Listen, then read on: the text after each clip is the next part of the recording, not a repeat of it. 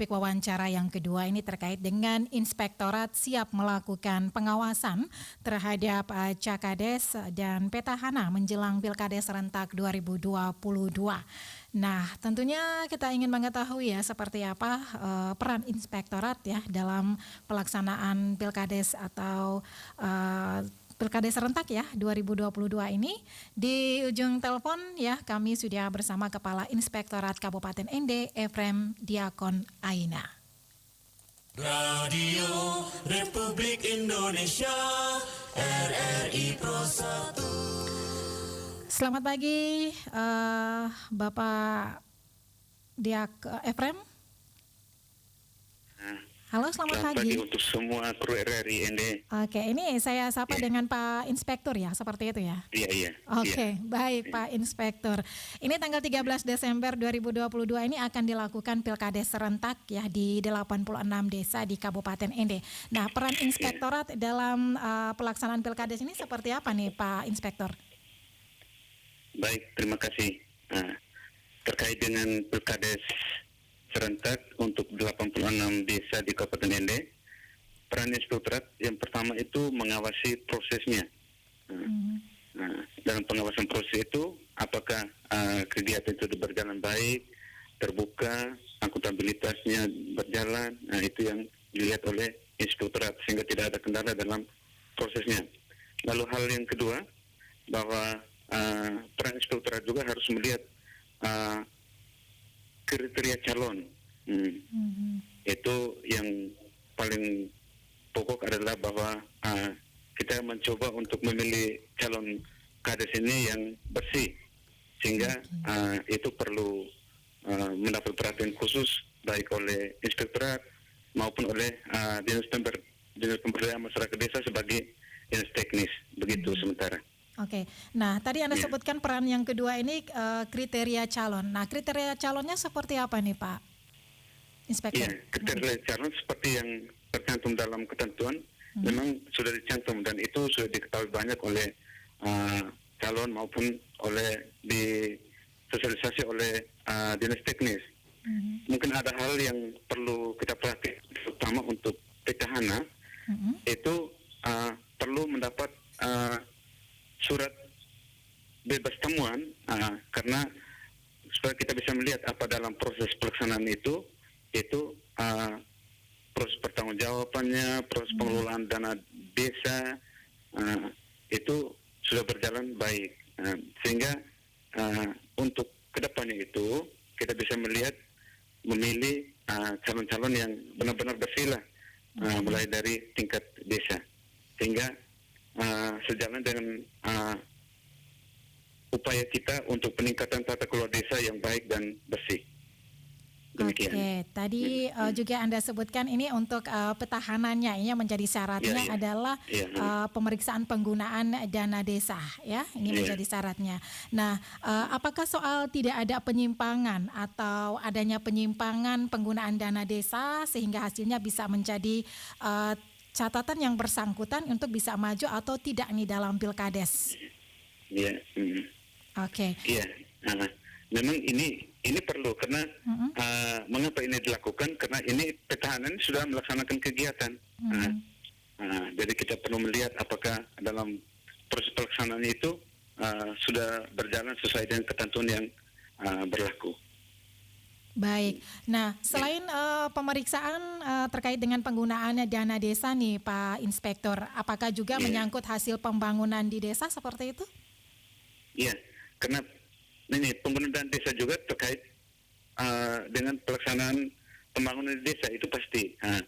Sehingga fisiknya itu perlu juga dilihat. Kalau memang di SPJ dilaporkan pembangunan fisik, ya kita juga lihat fisik itu, memberikan keyakinan bahwa benar-benar dilaksanakan oleh kepala desa sebelumnya yang akan siap untuk mengikuti Pilkades nanti. Baik, Pak Inspektur, apakah dan juga sejauh ini nih Pak Inspektur ya, dalam pelaporan soal penggunaan dana desa, adakah dana desa dikelola keluar dari aturan? Apakah ada temuan dari laporan terkait, Pak Inspektur?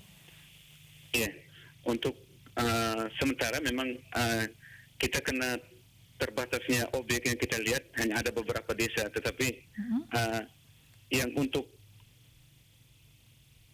pilkada serentak ini memang satu kewajiban harus kita lihat dulu. Karena ini mereka akan berproses lagi, lalu mereka juga sudah melaksanakan kegiatan untuk sebelumnya. Untuk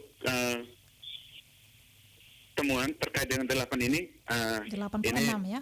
86 ini kita belum masuk ke situ, karena ini harus kita dapatkan nama-nama dari Dinas Pemberdayaan Masyarakat Desa, lalu nanti baru kita lakukan ini review atau pemeriksaan untuk 86 ini. Oke, ini masih menunggu ya dari PMD seperti itu ya, hasilnya seperti apa, kemudian dari inspektorat ini baru lanjutkan seperti itu ya Pak Inspektur ya. Nah misalnya sekarang ini kami sudah bangun koordinasi dengan PMD sebelumnya terkait dengan ini. Baik. Jadi PMD menyiapkan itu nama-nama itu, objek, setelah itu mungkin dana juga disiapkan oleh PMD, lalu kita oleh sumber dayanya oleh inspektorat.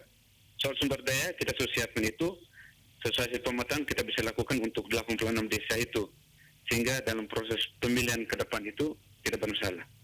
Oke, baik. Ini sudah melakukan koordinasi ya dengan PMD. Nah, misalnya ada rekomendasi setelah dilakukan pemeriksaan terhadap penggunaan dana desa, dan kepada siapa nih Pak Inspektur rekomendasi tersebut diserahkan?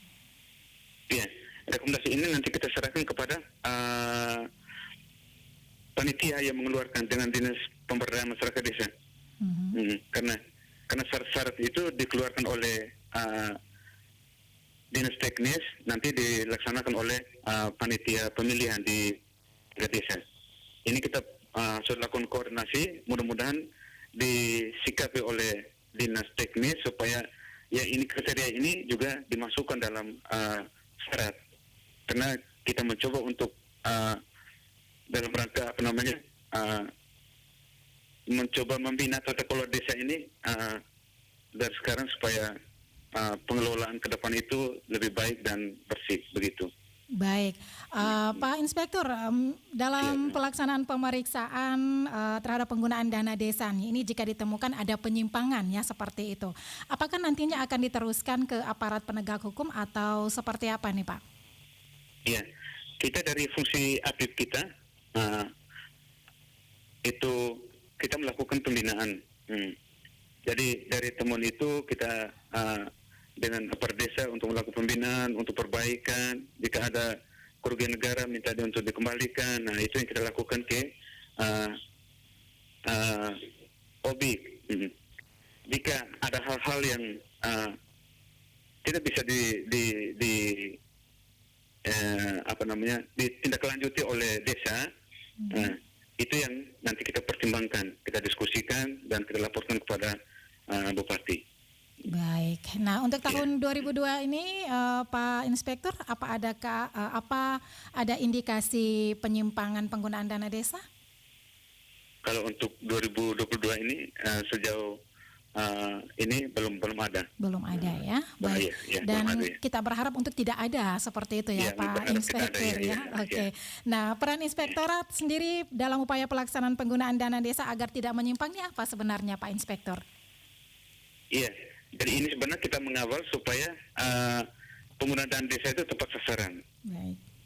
Lalu benar-benar dinikmati oleh desa sehingga dana desa yang dialokasikan itu bermanfaat di desa. Nah, itu sebenarnya yang kita ingin lakukan di desa. Ya, baik. Oke, Pak Inspektur, apa yang menjadi harapan Anda untuk Cakades ya dan juga Petahana untuk benar-benar ya mempersiapkan diri mereka ya sebagai calon Kades ya untuk diikuti ya di pilihan serentak ya Pilkades di tahun 2022 ini tanggal 13 Desember nanti. Apa yang menjadi harapan Anda? Silakan. Ya, harapan saya bagi para calon Kades yang nanti akan terpilih nanti saya harapkan bahwa bisa menciptakan tata kelola desa yang baik dan bersih sehingga menghindari aparat desa yang korupsi, kolusi dan nepotisme. Demikian. Baik, terima kasih Pak Inspektur untuk sama-sama. waktunya. Selamat Ya. kembali beraktivitas. Salam sehat, salam sukses Pak Inspektur. Terima kasih, selamat pagi. Selamat pagi. Radio Republik Indonesia RRI Pro 1.